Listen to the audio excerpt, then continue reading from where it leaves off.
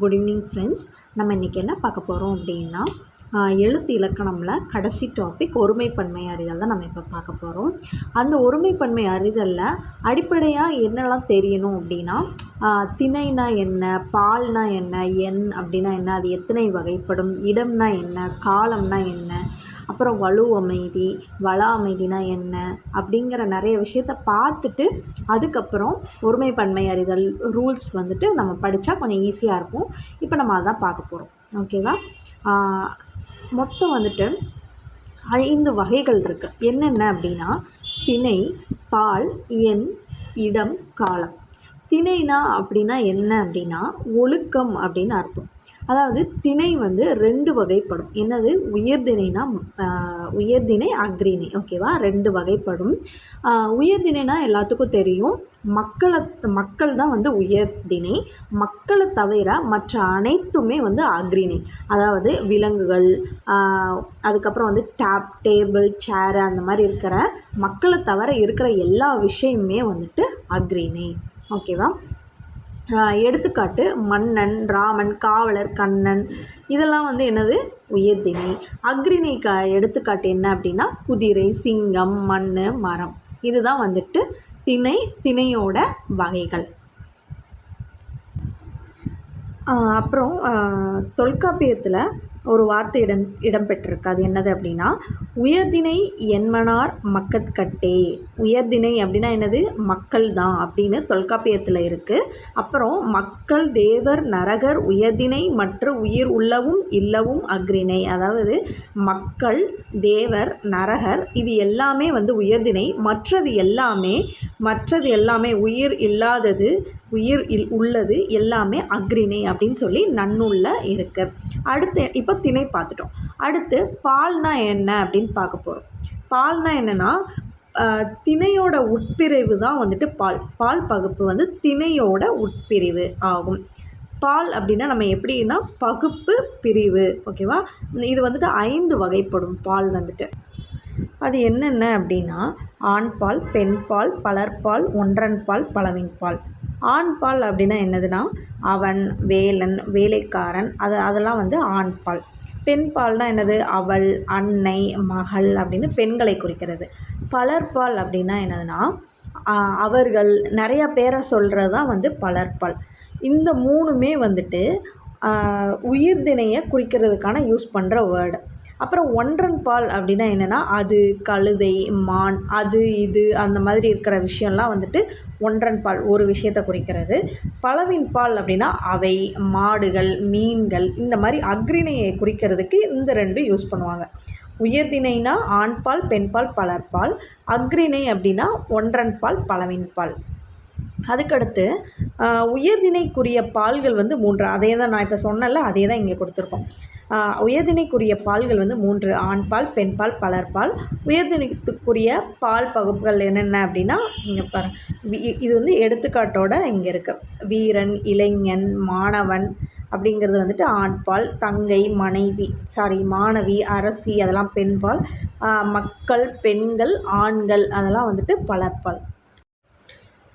அக்ரிணைக்குரிய பால்கள் வந்து 2 என்னென்னு சொல்லியிருந்தேன்.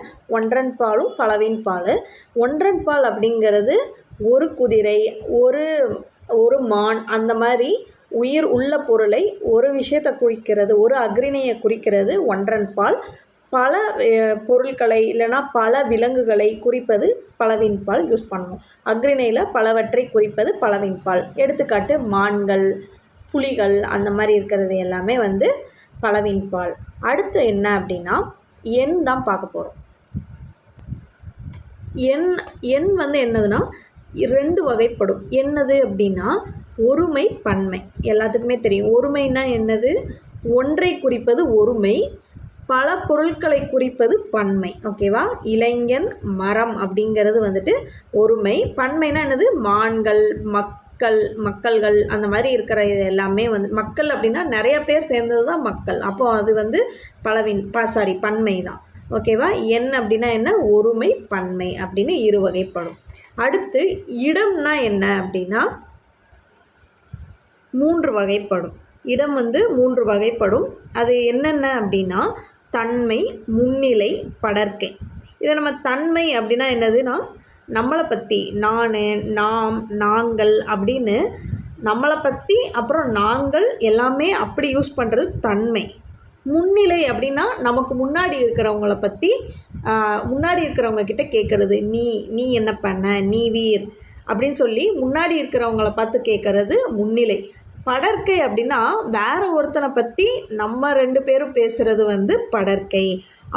அவன் அப்படி செய்தான், அவள் அப்படி செஞ்சா, அவள் அப்படி என்னை திட்டா அப்படின்னு சொல்லி மற்றவங்கள பற்றி நம்ம ஃப்ரெண்ட்ஸ்கிட்ட அந்த மாதிரி பேசுகிறது அது வந்து படர்க்கை. ஓகேவா? இந்த தன்மை, முன்னிலை, படர்க்கை இருக்குல்ல, இது வந்து ஒரு பெயர் சொல்லாகவும் வரும், வினை சொற்களாகவும் வரும். அதாவது வினையாகவும் வரும். அதுக்கு எக்ஸாம்பிள் என்ன அப்படின்னா தன்மை பெயர்கள், தன்மை வினைகள். இந்த அப்படின்னா என்ன அப்படின்னா தன்மை பெயர்கள்னால் நான், யான், நாம், யாம் அதெல்லாம் வந்து தன்மை பெயர்கள். வினைகள் அப்படின்னா என்னது? வெர்ப். அதாவது வந்தேன், ஆக்ஷன் வேர்ட். வந்தேன், வந்தோம் அப்படிங்கிறதுலாம் அது வந்துட்டு தன்மை வினைகள். அடுத்து முன்னிலை அப்படின்னா முன்னிலை பெயர்கள்னால் என்ன அப்படின்னா நீ, நீர், நீவீர், நீங்கள் அதெல்லாம் முன்னிலை பெயர்கள். முன்னிலை வினைகள் அப்படின்னா என்னென்னா நடந்தாய், வந்தீர், சென்றீர்கள், நீங்கள் எப்படி சென்றீர்கள் அப்படின்னு முன்னாடி இருக்கிறவங்கள பார்த்து சொல்கிறது. படர்க்கை அப்படின்னா படர்க்கை பெயர்கள் வந்து அவன், அவள், அவர், அது, அவை. படர்க்கை வினைகள்னால் வந்தான், சென்றாள், பேசினார்கள், பறந்தது, பறந்தன, படித்தன. அடுத்து காலம் அப்படிங்கிறது 3 வகைப்படும். என்னென்ன காலம்?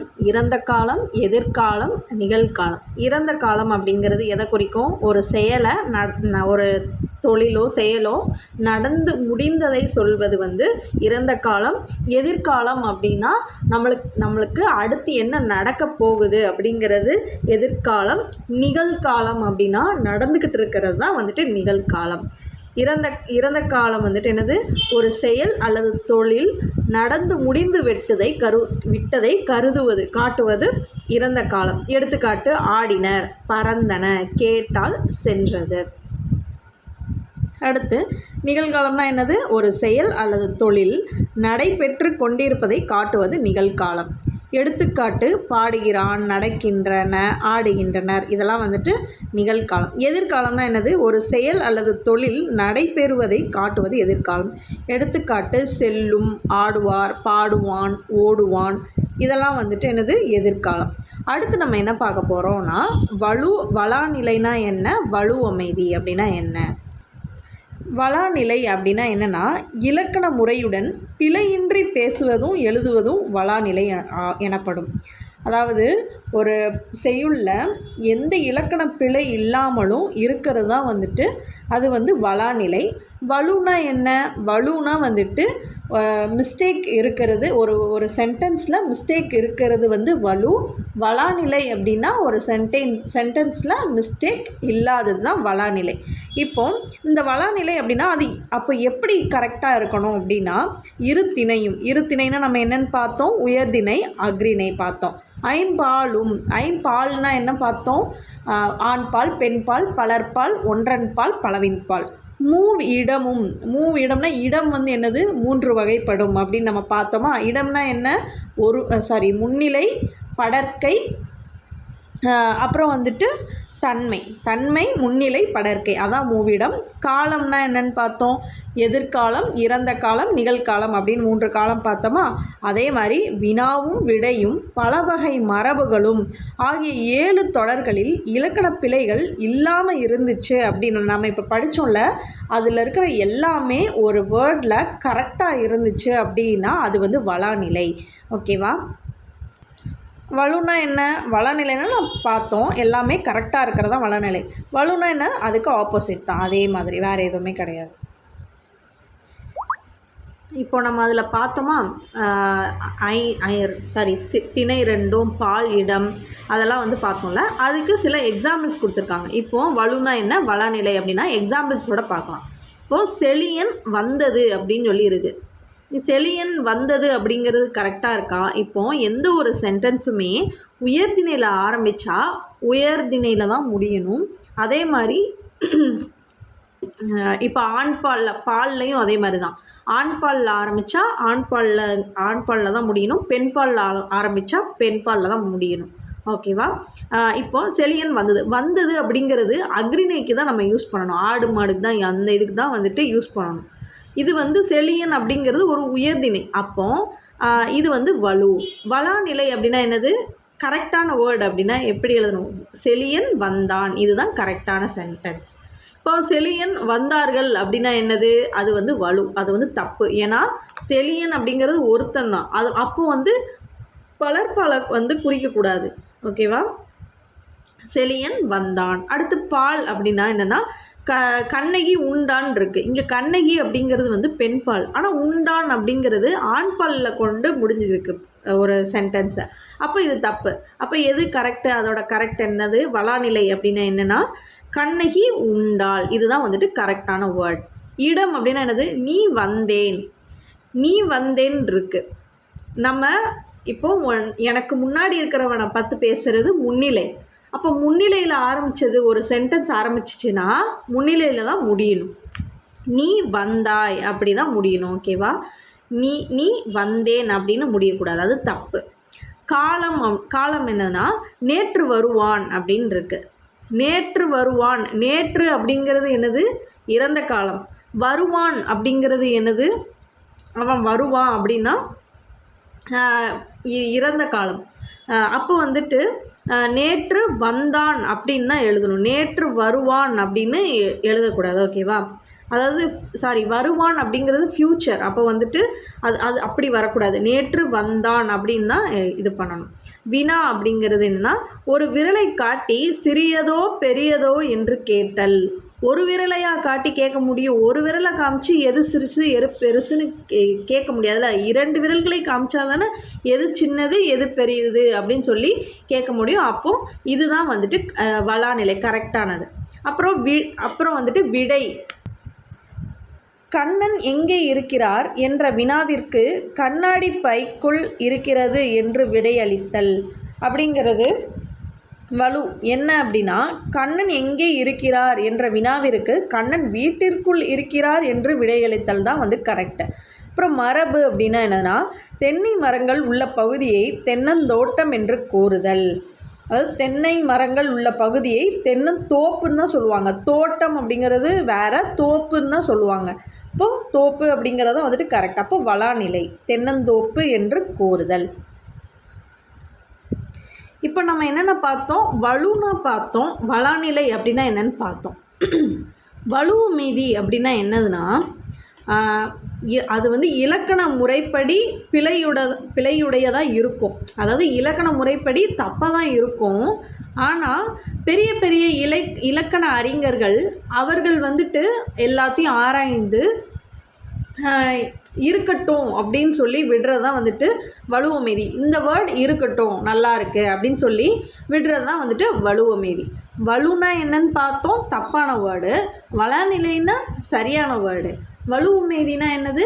தப்பாக தான் இருக்கும், ஆனால் சரி இருந்தாலும் பரவாயில்ல அப்படின்னு சொல்கிறது தான் வலுவமைதி. அதான் இங்கே கொடுத்துருப்பாங்க. இலக்கண முறைப்படி பிழையுடையது எனினும் இலக்கண ஆசிரியர்களால் ஏதேனும் ஒரு காரணம் கருதி பிழை இல்லை என்று ஏற்றுக்கொள்ளப்படுவது தான் வலுவமைதி. ஓகேவா? இதில் நிறைய வகை இருக்குது. என்னென்ன அப்படின்னா திணை வலுவமைதி அப்படின்னா என்னென்னா என் அம்மை வந்தாள் என்று மாட்டை பார்த்து கூறுவது திணை வலுவமைதி ஆகும். இங்கு உவப்பின் காரணமாக அக்ரிணை உயர்திணையாக கொள்ளப்பட்டது. அதாவது இங்கே என்ன மிஸ்டேக் இருக்குது அப்படின்னா என் அம்மை வந்தாள். அம்மை அப்படின்னா என்னது? அம்மாங்கிறது ஒரு உயர்திணை. ஆனால் மாட்டை பார்த்து கூறுவது திணை வலுவமைதி. மாடு அக்ரிணை. ஒரு உயர்திணையோட வேர்டை அக்ரிணைக்கு பயன்படுத்தி சொல்கிறது தான் திணை வலுவமைதி. திணைனா என்னென்னு பார்த்தோமா? உயர்திணை அக்ரிணைன்னு பார்த்தோமா? இந்த மாதிரி இருக்கிறது உவப்பின் காரணமாக அப்படின்னா என்னதுன்னா பாசமாக அந்த மாதிரி இருக்கிறது வந்து திணை வலுவமைதி. ஓகேவா? இதே மாதிரி பால் வலுவமைதி அப்படின்னா என்னென்னா, வாடா ராசா வாடா கண்ணா என்று தன் மகளை பார்த்து தாய் அழைப்பது பால் வலுவமைதி ஆகும். இங்கு உவப்பின் காரணமாக பெண்பால் ஆண்பாலாக கொள்ளப்பட்டது. அதாவது வாடா ராசா வாடா கண்ணா அப்படிங்கிறது இது வந்து என்னது, ஆண்பால் இது. ஆனால் தன்னோட மகளை பார்த்து, மகள் அப்படிங்கிறது ஒரு பெண் பாலை குறிக்கும். அப்போது மகளை பார்த்து தாய் வந்து பாசமாக அழைக்கிறது பரவாயில்ல, கூப்பிடலாம், தப்பில்லை அப்படின்னு சொல்கிறோம்ல, அதான் அது வந்து பால் வலுவமைதி ஆகும். இங்கு உவப்பின் காரணமாக பெண்பால் ஆண்பாலாக கொள்ளப்படுகிறது. இதுதான் வந்துட்டு பால் வலுவமைதி. அடுத்து இட வலுவமைதி. மாறன் என்பான் தன்னை பற்றி பிறரிடம் கூறும்போது இந்த மாறன் ஒரு நாளும் பொய் கூற மாட்டான் என தன்மையினை படர்க்கை இடத்தில் கூறுவது இட வலுவமைதி.